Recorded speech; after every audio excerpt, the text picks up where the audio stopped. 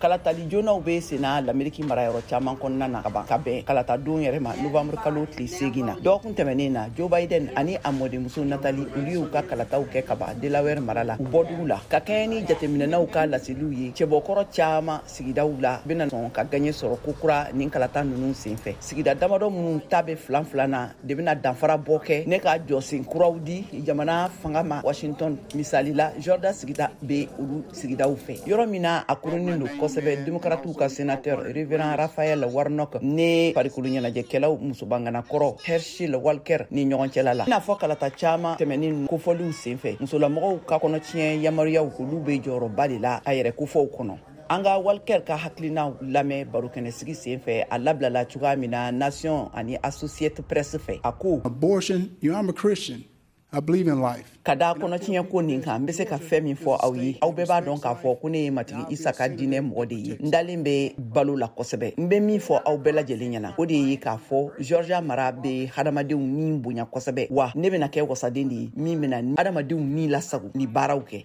musolamɔgɔ fila olu ye Walker jalaki ne k'a fɔ ko a saralen de don yaasa a ka se ka taabolo ninnu lawaleya o waati kelen kɔnɔna na Warnock fana ye a sɛbɛntiya k'a fɔ ko foroba fanga mago tɛ nin taabolo suguyaw danatigɛliw la Warnock ka kumakanw barokɛnɛsigi senfɛ a labilala cogoya minnu na Nation News ani Associated Press fɛ banabatɔw be bila so min kɔnɔ labitanso kɔnɔna na ka dɔgɔ ka musow dɔgɔtɔrɔw ani l'Amérique foroba fangaw fara ɲɔgɔn kan o so kelen kɔnɔna na her doctor, and the United States government. We are witnessing right now. An be waati min na sisan an ɲɛ bɛ ala de k'a fɔ ko politiki kɛbaga dɔw kɛrɛnkɛrɛnnenya la a cɛlamɔgɔ dɔw kɛlen bɛ ka banabatɔw ladalen don so minnu kɔnɔna na lafa Warnock ka fɔ la Georgia mara bɔli u bolo jɔrɔ ani a siranba be démocrates la kosɛbɛ kunnafonidilaw ka kuma di an'u ka ɲiningali dɔw senfɛ kɔsada in na kɛra sababu ye ka Chuck Schumer fanga tigilamɔgɔw ka wasadenkulu ka ɲɛmɔgɔ Sena bulon kɔnɔna na ka kumakanw laselikanw mɛn ka ɲɛsin président Biden ma ne a seereyali ye k'a fɔ u ka politikikulu be sɔn ka bɔnɛ Georgia sénateur sigilan na républicains ka ɲɛma ye a yira k'a fɔ ko olu be u ka garisigɛ nɔfɛ ka fanga in ta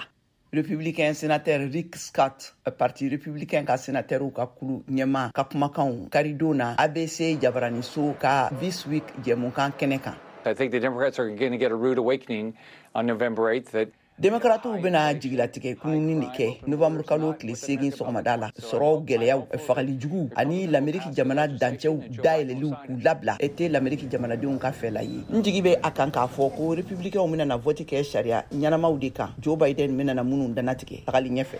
Démocrates ye a sɛbɛntiya k'a fɔ ko musow ka kɔnɔtiɲɛ hakɛ yamaruyalen parti républicains bɛ kan ka i sen da min kan bena kɛ sababu ye ka kalatalaw caya olu ka fanfɛ ne ka fanga to u bolo Thierry Bessali ne cɛbɔ don sénatoriya nɔfɛ Caroline du Nord mara la ka kumakanw karido na State of Union jɛmukan na CNN jakanso kan Abortion is a real big issue and our musow ka kɔnɔtiɲɛ hakɛ yamaruyaliw ani an ka kannabilaliw ye kungobaw de ye an be don min na i ko bi l'Amérique jamana kɔnɔna na n be fɛ k'a fɔ jɔnni de be na kɛ a danatigɛli kɛbaga ye yala musow n'u ka dɔgɔtɔrɔw faralen ɲɔgɔn kan wa walima Washington politikikɛlaw tariku kumakan la ne fanga bɛ jamanakuntigi min bolo ka politikikulu bɔnɛla sigiyɔrɔ 10 ɲɔgɔnna la wasabulon kalataw senfɛ awa o bena na kɛ sababu de ye ka fanga minan dajɛngɛ fangatigiw bolo la